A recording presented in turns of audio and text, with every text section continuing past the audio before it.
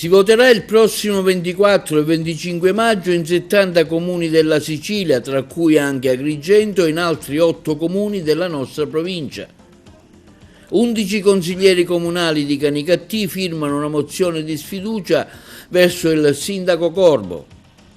A causa della guerra in Iran, sostanziale aumento dei carburanti, nostra intervista al segretario della FIGC Riccardo Di Benedetto. Nota critica della festa del mandorlo del movimento controcorrente, costo eccessivo della manifestazione che si attesta a 807.000 euro. Incontro di formazione stamani al Gallo Sciascia di Agrigento tra docenti e dirigenti scolastici con i medici dell'ASP per parlare di disagio giovanile. Vasta operazione dei carabinieri nel territorio di Bivona, 30 le imprese controllate nel settore edile, scoperti 7 lavoratori in nero e 19 irregolari, 5 agrigentini indagati per un giro di droga al carcere minorile di Caltanissetta. L'Agragas vince lo scontro con Orlandina per 3-1 nella partita valida per i quarti di Coppa Italia Promozione.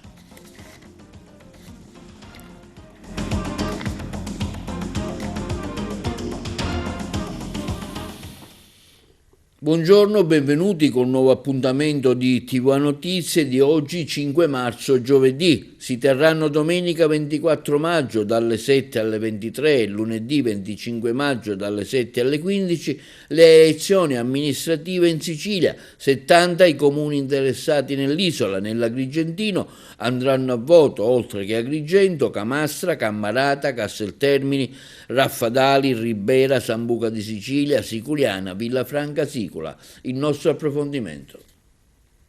Si terranno domenica 24 maggio dalle ore 7 alle ore 23 e lunedì 25 maggio dalle ore 7 alle 15 le elezioni amministrative in Sicilia.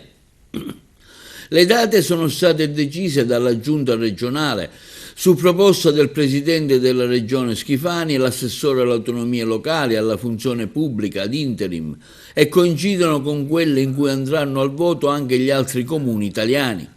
Complessivamente i comuni al voto in Sicilia dovrebbero essere 70, anche se l'elenco sarà definito con decreto entro la data di indizione dei comizi, il 25 marzo prossimo. Di questi 54 eleggeranno sindaci e consiglieri comunali con il sistema maggioritario in 16 centri con popolazione superiore ai 15.000 abitanti, invece si voterà col proporzionale e l'eventuale ballottaggio sarà nei giorni 7 e 8 giugno. I capoluoghi chiamati alle urne sono quelli di Agrigento, Enna e Messina. Nell'Agrigentino andranno al voto, oltre che il capoluogo, anche i comuni di Camastra, Cammarata, Casteltermini, Raffadali, Ribera, Sambuca di Sicilia, Siculiana, Villafranca Sicolo. Nel Nisseno, Bonpensiere, Mussomeli, Santa Caterina Villarmosa, Serra di Falco, Sutera, Vallelunga Pratameno, Villalba. Nel Catanese si andrà a voto in 9 comuni. Nel Mesinese, oltre che in città, si voterà anche in altri 16 piccoli comuni. Nel Palermitano sono anche 16, poi a Ispica nel Ragusano, Augusta e Floridia nel Siracusano, Campobello di Mazzara, Gibellina e Marsala nel Trapanese. In questa tornata elettorale ai comuni che rinnovano le proprie cariche elettive per scadenza naturale del quinquennio si devono aggiungere anche quelli che hanno rinnovato le proprie cariche elettive nel mese di ottobre dell'anno 2020, turno all'epoca posticipato a causa dell'emergenza Covid. 11 consiglieri comunali di Canicattì hanno firmato una mozione di sfiducia verso il sindaco Corbo, il servizio. 11 consiglieri comunali di Canicattì, Angelo Cuva, Gianluca Cilia, Fabio Falcone, Calogero Muratore, Giangaspare Di Fazio, Giuseppe Laimo, Calogero Restivo e Dario Curto, Daniela Marchese Ragona, Giuseppe Lalicata, Anita Lessi hanno firmato una mozione di sfiducia al sindaco della città Corbo. Nel loro comunicato stampa affermano, di fronte a una situazione segnata da disservizi, ritardi e responsabilità mai pienamente assunte, abbiamo ritenuto non più rinviabile un atto politico chiaro e responsabile. Abbiamo redatto, si legge nella nota a firma dei consiglieri, un documento analitico e costruito nel tempo, nel pieno rispetto delle regole, con senso delle istituzioni, un lavoro che affonda le proprie radici in una crisi politico-amministrativa ormai evidente, dalla gestione dei servizi essenziali, a partire dall'acqua, fino al dissesto finanziario, alla paralisi decisionale, alla mancata attuazione delle mozioni approvate dal Consiglio Comunale e alla progressiva marginalizzazione dell'assemblea cittadina. È doveroso pertanto ribadirlo con chiarezza: l'intero Consiglio Comunale è stato informato da settimane dell'avvio di questo percorso. La conclusione della prima bozza della mozione è stata comunicata formalmente e per tempo. Nessuna iniziativa improvvisata, nessuna imboscata, nessuna manovra opaca. Tutto è avvenuto alla luce del sole, con l'obiettivo di aprire un confronto serio e pubblico sul futuro amministrativo di Canicattì. Alla luce del raggiungimento delle 10 firme necessarie, comunicano i consiglieri firmatari, la mozione di sfiducia verrà ufficialmente depositata il prossimo 12 marzo e fino a tale data sarà disponibile presso l'ufficio di presidenza per eventuali ulteriori adesioni. Seguirà quindi l'iter istituzionale, che prevede che la discussione in Consiglio Comunale avvenga non prima di 10 giorni e non oltre i 30 dalla presentazione della mozione. Questo passaggio è fondamentale per garantire alla città un dibattito politico trasparente e definitivo su quanto accaduto negli ultimi anni, in particolare sulla gestione dell'attuale emergenza idrica. Siamo pronti a un confronto, ribadiamo con chiarezza che il testo non è blindato, continuano nella nota i consiglieri comunali di Canicattì, potrà essere modificato, integrato e migliorato per favorire la più ampia convergenza possibile. L'obiettivo non è quello di imporre un documento, ma portare la discussione nell'unico luogo legittimo del confronto democratico, l'aula consiliare. Pertanto rivolgiamo un appello a tutti i consiglieri comunali: votate la mozione di sfiducia per consentire a Canicattì di ritornare alle urne e ridare voce ai cittadini. È il momento di compiere una scelta di responsabilità e di dignità istituzionale affinché si apra una nuova pagina per la nostra città. Concludono i consiglieri comunali, che nei prossimi giorni continueranno il confronto con tutti i consiglieri disponibili. L'escalation della guerra in Iran sta provocando un forte aumento dei prezzi nell'energia sui mercati all'ingrosso, con effetti che potrebbero riflettersi già nei prossimi giorni sulle bollette di luce, di gas e dei carburanti. Di ciò ne abbiamo parlato con Riccardo Di Benedetto della Federazione Italiana Gestori Impianti di Carburanti Stradali. L'intervista. Riccardo Di Benedetto della Federazione Italiana Gestori Impianti Carburanti Stradali. Un aumento della benzina, del gas, del diesel stiamo vedendo in queste ore a causa di quanto sta succedendo in Iran. Ecco, mi sembra un aumento un po' troppo immediato, considerando che ancora abbiamo le riserve, ci sono tanti altri approvvigionamenti. Stiamo vedendo proprio in queste ore un notevole aumento del costo della benzina. Sì, allora chiaramente Riccardo Di Benedetto che vi parla, il presidente Ficis, come ha detto il nostro direttore. Guardi, devo essere onesto, gli aumenti sono del tutto giustificati.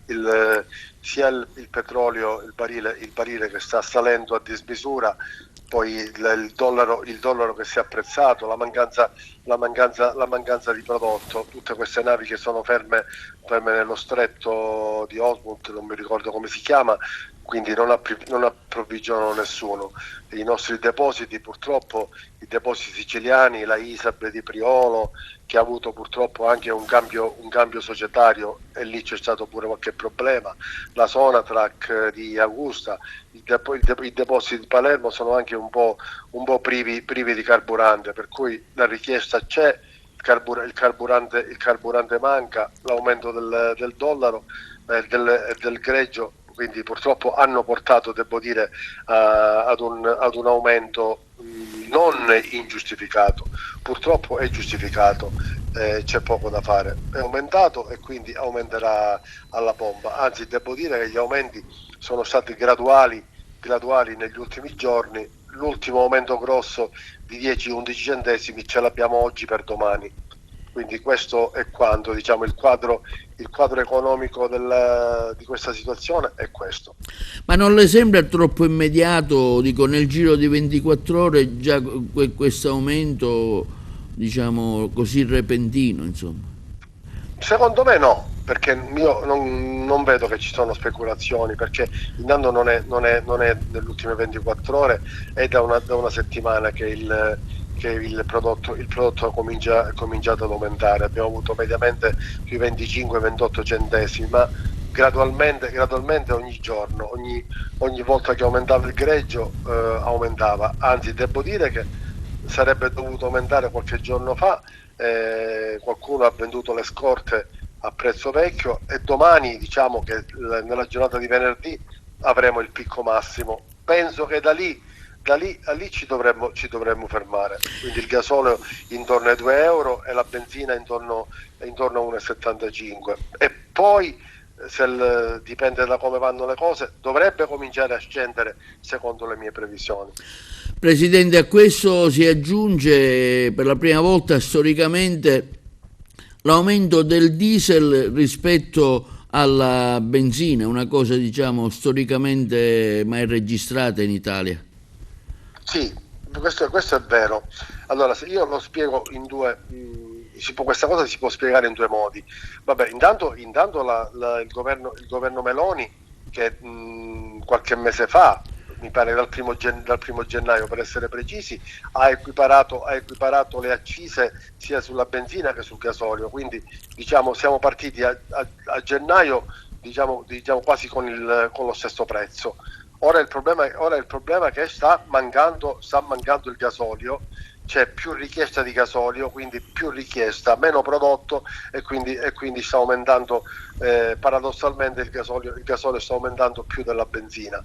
Si cercava all'inizio di incentivare le macchine a benzina, ma ora praticamente diciamo che la benzina in effetti costa ancora meno.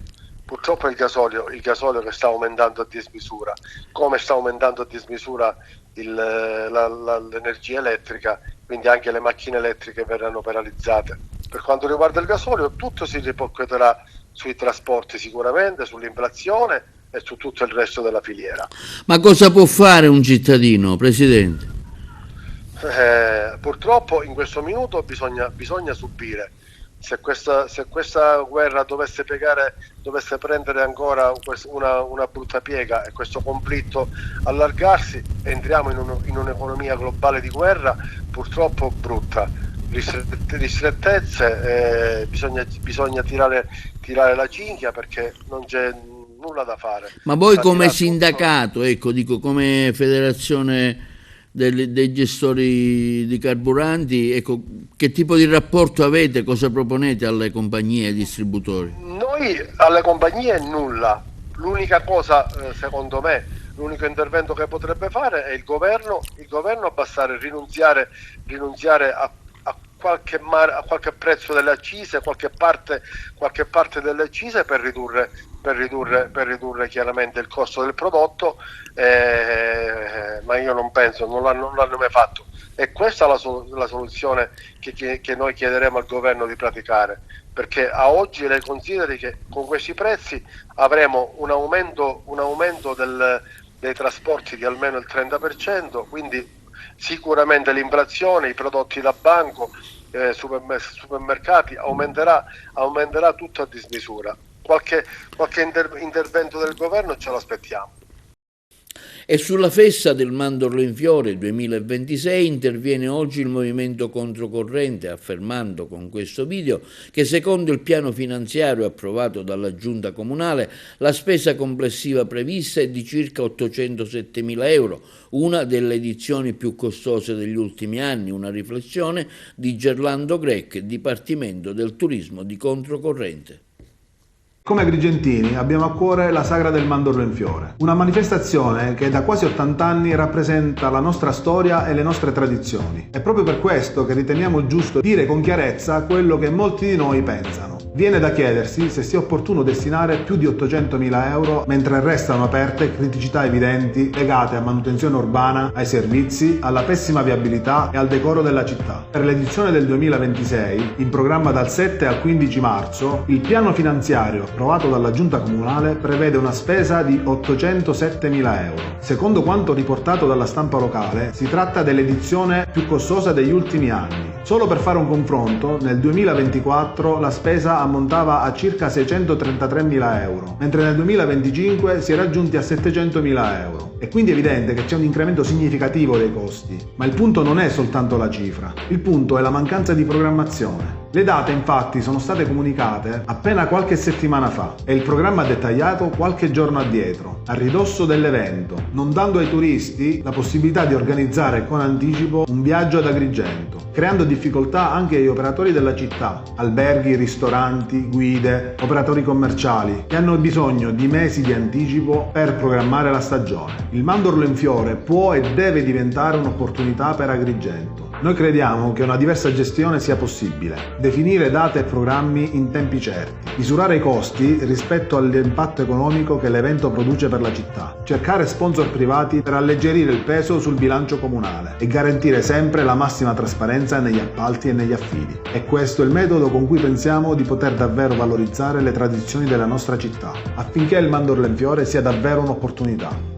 E si è svolto stamani un incontro di formazione per i docenti e i dirigenti scolastici della provincia con i responsabili del SERT e dell'ASP di Agrigento che hanno relazionato sulle dipendenze e sul disagio giovanile, un evento fatto in collaborazione con l'ufficio scolastico regionale. Noi abbiamo seguito la manifestazione.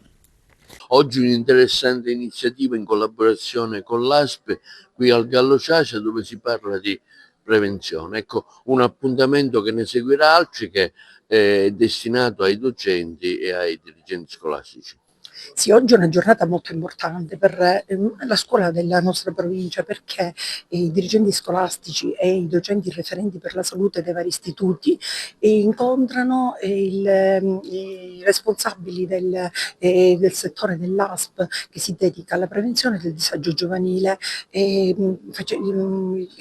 L'ASP assieme all'ufficio scolastico regionale e all'ambito territoriale, ufficio quarto, partecipano alla rete RED che ha proprio per scopo la prevenzione del disagio, di ogni forma di devianza, quindi il benessere a scuola dei nostri ragazzi, che è un po' l'obiettivo che perseguono tutte le scuole, però ci rendiamo conto che da soli come scuola, così come da sola la famiglia, non sempre riesce a fronteggiare quelle che sono le vere emergenze dei nostri giorni, cioè il disagio dei ragazzi, il pericolo di cadere nella rete delle dipendenze, e allora abbiamo bisogno di un supporto valido da parte del territorio, da parte di specialisti del settore.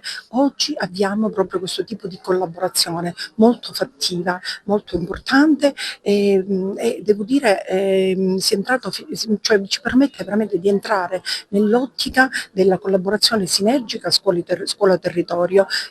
Siamo ben contenti di farlo e ci proponiamo di portare avanti delle azioni in collaborazione in uno spirito veramente positivo per raggiungere gli obiettivi.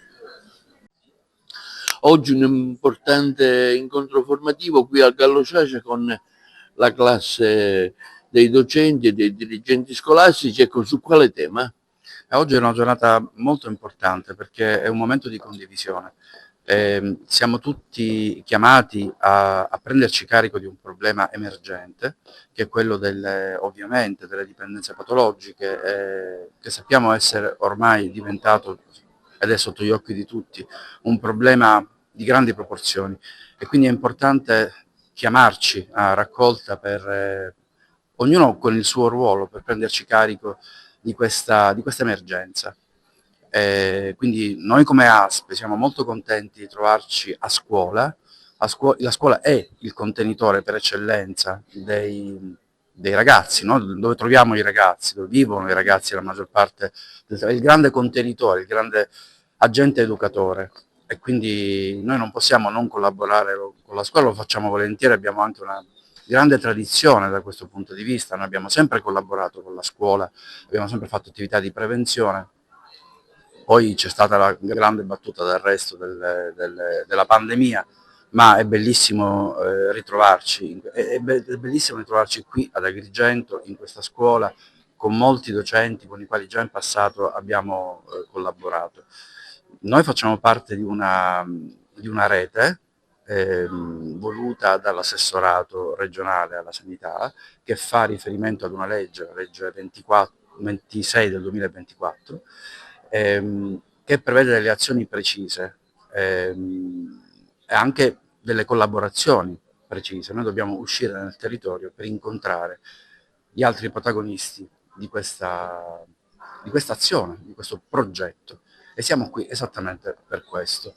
Ecco, dottoressa Renegrado, psicologa, oggi anche lei intratterrà con diciamo, i suoi discorsi gli uffici scolastici, i dirigenti, perché è importante anche l'aspetto psicologico?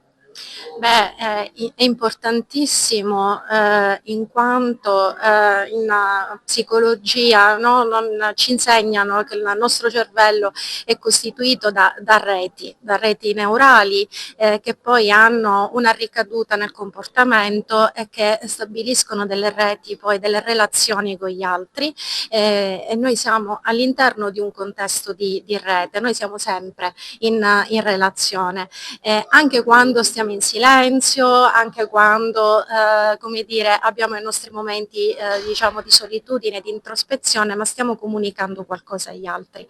Quindi oggi come dire,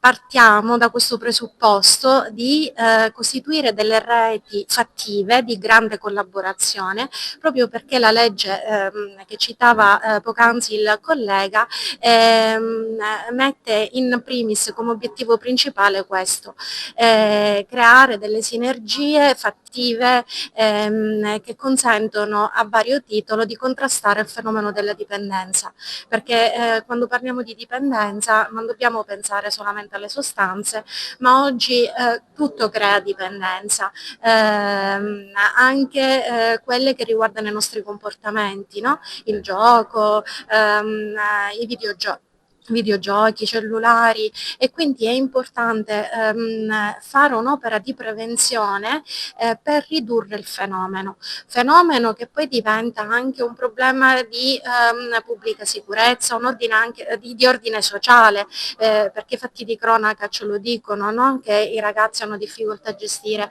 le emozioni, a gestire gli impulsi, quindi avere diversi interlocutori che diventano anche per loro dei punti di riferimento consente di arginare il fenomeno partendo appunto dalla prevenzione. Ecco, un momento formativo importante tra l'ASP e i dirigenti e i docenti scolastici.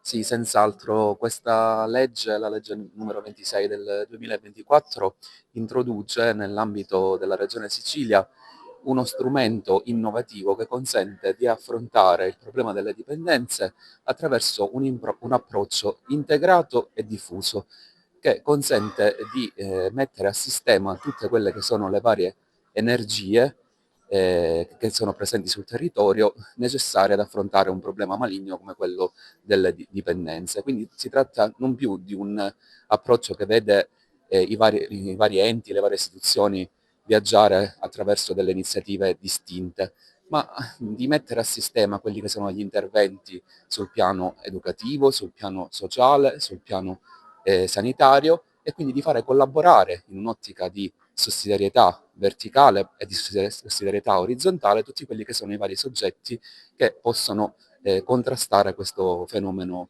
delle dipendenze. Ed oggi abbiamo un momento molto importante, un momento fondativo di quella che è la rete RED di contrasto al fenomeno delle dipendenze, di costituzione di questa rete nell'ambito provinciale di Agrigento, con la partecipazione delle scuole, di quelli che sono i docenti referenti per la promozione della salute nelle scuole come diritto fondamentale, dei dirigenti scolastici delle varie istituzioni scolastiche, che prevede tra le altre cose la costituzione di antenne scolastiche in ciascuna istituzione scolastica, perché a scuola si possono cogliere quelli che sono i segnali precoci che possono diciamo, far vedere come delle situazioni di disagio che poi potrebbero degenerare nelle dipendenze che vanno intese oggi in senso molto ampio, quindi quelle che ci preoccupano maggiormente ovviamente sono quelle da alcol, da droga, da tabagismo, ma dobbiamo considerare anche le dipendenze da gaming, le dipendenze da gioco d'azzardo, le dipendenze anche dall'uso degli strumenti, delle apparecchiature elettroniche, tutte accomunate da una situazione di disagio, da aspettative molto forti da parte della società, e quindi questi giovani che ricercano in un oggetto, in un qualcosa, una soddisfazione immediata che però poi ovviamente porta anche a situazioni tragiche. L'intervento immediato e tempestivo dei vari soggetti che sono deputati a contrastare questi fenomeni è assolutamente essenziale. Prosegue con concretezza il percorso avviato per la sistemazione definitiva delle coperture del Teatro Pirandello di Agrigento, l'ufficio tecnico del Comune, guidato dall'ingegnere Alberto Avena, insieme ai responsabili del progetto Gerlando Trupia, ha completato le operazioni di gara per l'affidamento dei lavori. È stata disposta l'aggiudicazione provvisoria in attesa delle verifiche di legge sulla documentazione dell'impresa risultata prima classificata. Confidiamo che tutta la documentazione richiesta venga trasmessa in tempi brevi, così da consentire al direttore dei lavori, Alfonso Cimino, professionista incaricato della conduzione delle opere di risanamento, di dare avvio agli interventi. Questo quanto affermato dall'assessore comunale ai lavori pubblici Gerlando Principato. Si tratta, afferma Principato, di un risultato importante, concreto, frutto di un lavoro amministrativo complesso e rigoroso che la città attendeva da anni. Ancora una volta dimostriamo che la tutela del nostro patrimonio storico e culturale passa attraverso serietà, metodo e continuità. Agrigento merita risposte concrete e attenzione costante per la propria bellezza e per la propria storia. Passiamo alla cronaca. Hanno riguardato anche l'Agrigentino, precisamente il territorio di Bivona, i controlli dei carabinieri del gruppo Tutela Lavoro di Palermo. In sinergia con l'Arma Territoriale tra Palermo, Bivona, Castelbuono, Villafrati, Partinico, Erice, San Vito Lo Capo, Castelvetrano, Castellammare del Golfo e Campofranco sono state rispettivamente 30 le imprese operanti nel settore dell'edilizia ispezionate.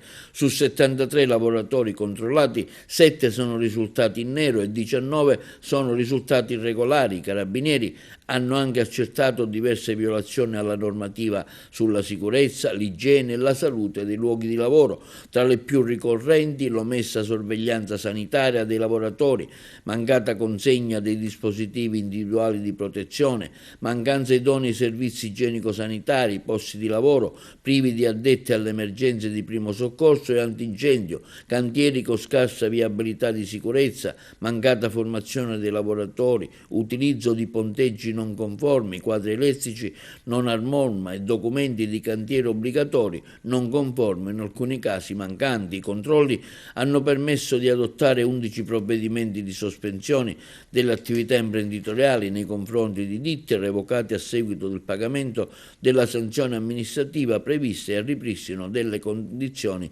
di sicurezza. Complessivamente sono state elevate sanzioni amministrative per oltre 71.000 euro e ammende per 84.000 euro.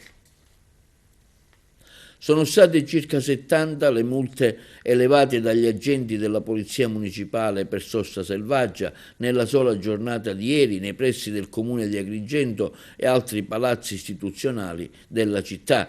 Un vero e proprio blitz, quello eseguito dai vigili urbani di Agrigento contro gli automobilisti indisciplinati che, in barba alle regole, hanno parcheggiato le proprie autovetture in divieti di sosta in doppia fila e in aree non consentite. Tra le persone sanzionate risultano anche alcuni dipendenti del comune di Agrigento, di altri enti pubblici e anche un consigliere comunale. a causa dell'assunzione sfrenata di bevande alcoliche avrebbe insultato e molestato gli operai impegnati in quel momento in uno dei lavori in un cantiere edile. È successo nelle vicinanze della stazione ferroviaria di Agrigento. Protagonista della vicenda è stato un cinquantenne agrigentino che dopo aver alzato il gomito ha ingiuriato senza motivo i lavoratori, tentando anche lo scontro fisico. Sul posto, lanciato l'allarme, sono intervenuti i poliziotti delle volanti che hanno bloccato l'uomo scongiurando il peggio. Dopo alcuni accertamenti a carico dello stesso è scattata la sanzione per ubriachezza molestia e il divieto di avvicinamento ai luoghi dove si è verificato l'episodio. Linea alla regia per la pubblicità. La Procura della Repubblica di Caltanissetta, a firma del pubblico ministero Dario Bonanno, ha fatto notificare l'avviso di conclusione delle indagini preliminari nei confronti di 6 giovani indagati in un'inchiesta che avrebbe portato alla luce un giro di droga all'interno dell'istituto penale per minorenni del capoluogo nisseno. 5 sono gli agrigentini in questione. Il primo fatto risale al marzo del 2022, quando le 2 ragazze avrebbero consegnato droga a Sorrentino, che a sua volta l'avrebbe data a Sottile. Il secondo invece sarebbe avvenuto nell'aprile del 2022. Orsolino, Di Falco e la Ricchiuti avrebbero lasciato l'hashish oltre le mura dell'istituto. La droga, secondo la procura, era destinata sempre a Sottile. Con la conclusione delle indagini, gli avvocati difensori hanno 20 giorni di tempo per chiedere un interrogatorio o produrre memoria al fine di evitare la richiesta di rinvio a giudizio.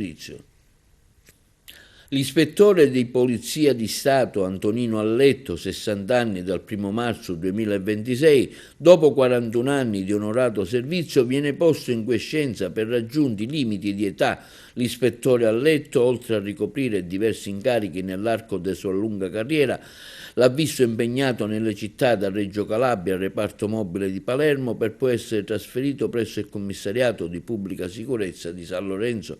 Negli anni 90 veniva trasferito dal capo della polizia nella città di Agrigento, nel corso del quale ha prestato servizio presso il commissariato di frontiera di Porto Empedocle, al commissariato di Sciacca, alla sezione di polizia giudiziaria della procura del tribunale di Agrigento, per poi diventare responsabile dell'ufficio di gabinetto della questura di Agrigento. Sul maltempo la Regione dichiara lo stato di emergenza per i territori colpiti dal ciclone Harry. Il servizio. Prosegue l'attività della Regione a sostegno dei territori colpiti dal maltempo.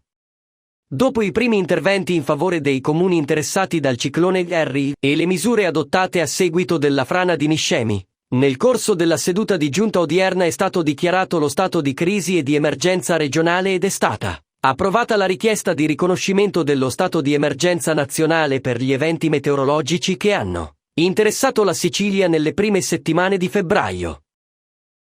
La decisione, proposta dal Presidente della Regione, Renato Schifani, consente di avviare procedure straordinarie per la gestione dell'emergenza e per la successiva fase di ripristino, con l'obiettivo di accelerare gli interventi e rendere disponibili risorse dedicate ai territori colpiti. Secondo quanto rilevato dalla Protezione Civile regionale, le province che hanno registrato i danni più significativi sono Palermo, Trapani, Messina e Catania, in particolare nei comuni della fascia costiera, interessati da forti venti e mareggiate. Le precipitazioni intense hanno determinato l'aumento della portata di diversi corsi d'acqua, con tracimazioni di torrenti, allagamenti di sottopassi e frane lungo strade comunali, provinciali e statali, causando in alcuni casi interruzioni della viabilità. La ricognizione dei danni è ancora in corso. Le prime segnalazioni riguardano criticità alla rete stradale e ferroviaria, ai porti, oltre a danni a edifici pubblici, abitazioni private ed esercizi commerciali. E l'ASP di Trapani riapre l'hospice al nosocomio di Salemi, ok, istanza anche per i 4 zampi di affezione. Ce ne parlano i colleghi di Trapani. Devo complimentarmi con l'organizzazione dell'ASP di Trapani, con il suo commissario straordinario, il direttore sanitario amministrativo e anche con tutta la platea di operatori che hanno trasferito in queste mura il senso del rispetto nei confronti della vita umana. E secondo me è una lezione per tutti, esprime la necessità per chi lavora in questo ambiente, per chi si prende carico istituzionalmente di governare un'area così sensibile come quella della sanità, riuscire a interpretare il bisogno delle persone e riuscirlo poi a trasferirlo in decisioni, in realizzazione di opere e nella creazione di un atto di generosità e di amore nei confronti del prossimo. Ha dato ai suoi discepoli la missione di curare e sollevare gli infermi sia con tutti voi. Padre delle misericordie, Dio di ogni consolazione, che tutti consola per mezzo del suo Figlio nello Spirito Santo, guarda con affetto di predilezione ogni persona che soffre nel corpo e nell'anima e quanti prestano loro assistenza e aiuto. I malati infatti completano nella propria carne ciò che manca della passione di Cristo per il suo corpo che è la Chiesa. Sono particolarmente contenta di essere qui oggi perché ultimamente la stampa, anche sotto la spinta di qualche politico o di qualche osservatore, per carità è legittimo, è necessario che tutti si facciano carico della reale condizione in cui si trova il sistema sanitario regionale, però è anche vero che nessuno vuole prendere atto che ci sono anche realtà di questo tipo che negli ultimi anni abbiamo messo nella fruibilità di questa comunità, di questa di Trapani ma anche delle altre province, tutta una serie di interventi importanti che sono partiti dal pronto soccorso, dalle aree terapie intensive, nella definizione di spazi qualitativamente adeguati alla percezione della qualità che deve avere il nostro paziente perché questi possa affidarsi a noi. L'affidamento è un fatto fondamentale ed è un fatto fondamentale perché rinsalda quel rapporto tra sanitari e persone che è indispensabile perché anche il tutto proceda anche nelle cose più difficili come può essere un fine percorso vita, ma tutto proceda nel rispetto reciproco. E rendono presente in modo singolare la persona stessa del Signore. Egli si identifica negli infermi a tal punto da ritenere rivolto a sé ogni gesto compiuto in loro favore. Questo atto di generosità da parte di chi ha operato e ha voluto mettere in atto un'opera come questa vuole essere anche un incitamento ad accogliere l'affidamento che gli altri, che la popolazione, che la gente deve fare nei nostri confronti. Affidiamo a Maria, salute degli infermi, la nostra supplica per ottenere la divina benedizione su questo reparto, sui malati che vi sono accolti e su quanti si prodigano al loro servizio. Poi la particolare iniziativa di non allontanare il paziente che arriva qui da nessuno degli suoi affetti, compreso gli animali, è sicuramente lodevole, che speriamo possa essere anche adottata dalle altre strutture come queste, e resta chiaramente per noi un momento di gioia che ha un'importanza fondamentale. Chi ha vissuto questi momenti con le proprie persone care, chi ha vissuto l'accompagnamento terribile durante una malattia di una persona alla fine della sua vita, ha bisogno di tutto questo. No.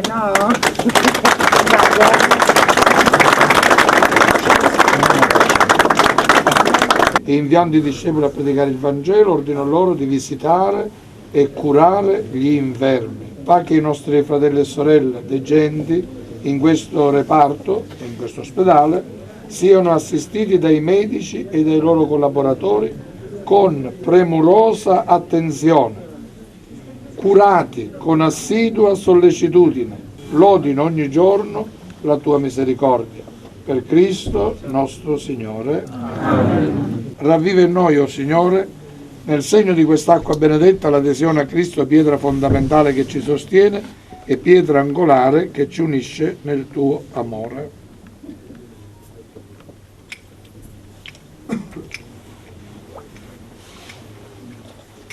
Padre e Figlio e Spirito Santo, discenda su di noi, sui nostri pazienti e vi rimanga sempre. Amen.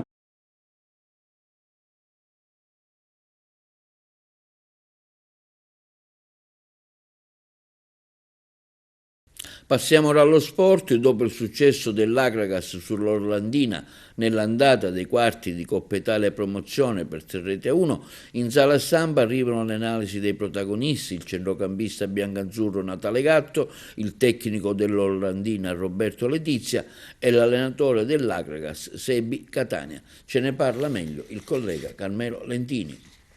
Non c'era modo migliore per brindare al ritorno in panchina del tecnico biancazzurro acragantino Sebi Catania, dopo aver scontato una lunga squalifica. Contro un'Orlandina organizzata, forte in ogni reparto, tosta e combattiva, è venuto fuori un Akragas grindoso e voglioso di andare avanti in Coppa Italia. Attenzione, ancora nulla è deciso e l'esame decisivo si sosterrà in occasione della gara di ritorno in programma mercoledì 18 marzo a Capo d'Orlando. Infatti chi passa il turno approda in semifinale. Tornando alla gara del Totorusso di Aragona, dopo un inizio scoppiettante con repentini capovolgimenti di fronte, l'Akragas usufruisce di un calcio d'angolo. Dalla bandierina Jama pennello in aria, salta di testa Cipolla che gonfia la rete. È il 37esimo. Al ritorno in campo parte veloce l'Orlandina e al 50esimo Venuto pareggia momentaneamente i conti con un forte tiro. Attimi di smarrimento da parte acragantina, ma è il tempo di riprendersi e così Jama con i propri compagni al 65esimo azzecca un tiro che supera il portiere ospite Caserta. La squadra biancazzurra insiste e all'82esimo fa tris con il suo cannoniere più rappresentativo, vale a dire Ten Lopez. Adesso testa al campionato che vedrà impegnato il gigante allo stadio Scapellato contro il locale Scicli. La gara è anticipata a sabato 7 marzo a partire dalle 15:30. Ma vediamo quali sono stati i risultati di questi quarti di andata che interessano direttamente la compagine dei Templi. Oltre a Akragas Orlandina 3-1, si è giocato Santa Venerina e Santa Croce Soccer 2-0, Nicosia ha battuto l'Atletico Partinico 3-1, mentre il Torregrotta ha perso in casa con il Priolo Gargallo per 0-1. Adesso si ritorna in campo mercoledì 18 marzo a cambi invertiti. Chi passa accede al turno in semifinale. Buona la prima, è andato bene il primo round. Sì, l'importante era intanto la prestazione è venuta e di conseguenza è venuto anche il risultato meritatissimo. Non è stata facile. No, loro sono una buonissima squadra, fatta di gente che questa categoria l'ha fatta tantissimi anni, anche vincendole, quindi noi ci abbiamo messo tutto quello che avevamo, come è giusto che sia e come dobbiamo fare da qua fino alla fine del campionato. Come l'ha gestito il ritorno? No, noi dobbiamo preparare tutte le partite per vincere, tutto allo stesso modo.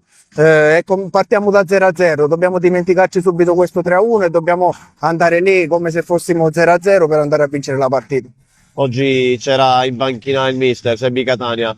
Sì, non c'è bisogno di dire, ma il mister è il nostro dodicesimo compagno che va in campo insieme a noi, quindi ci è mancato questi mesi, peccato l'ingiustizia, però siamo contenti di averlo di nuovo in panchina. Mister, l'analisi della partita dopo questo primo round. Allora, oggi bene, anche se abbiamo perso ovviamente, però non posso rimproverare niente ai miei ragazzi perché hanno fatto una grande gara.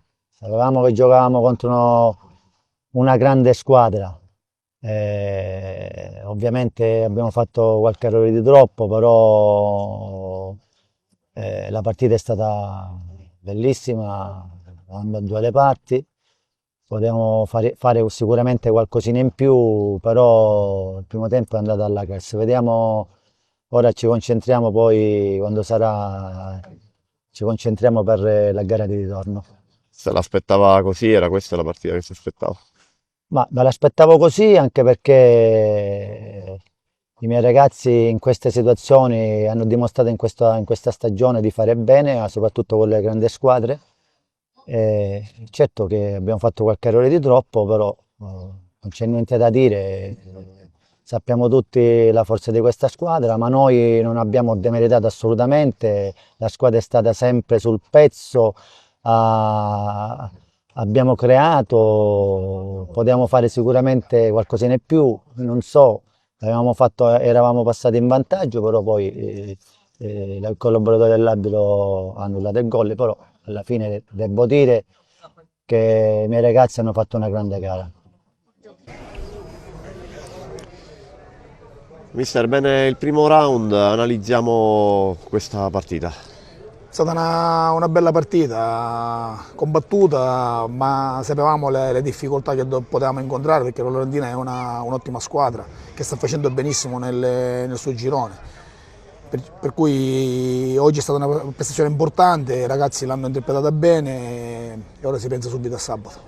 Sabato si gioca alle 17:30 a Scicli, che partita sarà questa? Un'altra battaglia, noi abbiamo il nostro percorso, non possiamo guardare gli avversari, grandissimo rispetto pure per lo Scicli perché è una squadra che si deve salvare, ma noi dobbiamo andare avanti per la nostra strada, sempre con umiltà e consapevolezza di quelli che sono i nostri mezzi. Pochi giorni per recuperare, però la squadra sta bene. Sì, già da domani saremo in campo, ribadisco, stanno facendo ragazzi un lavoro importante, dobbiamo continuare su questa strada perché credo che sia quella giusta.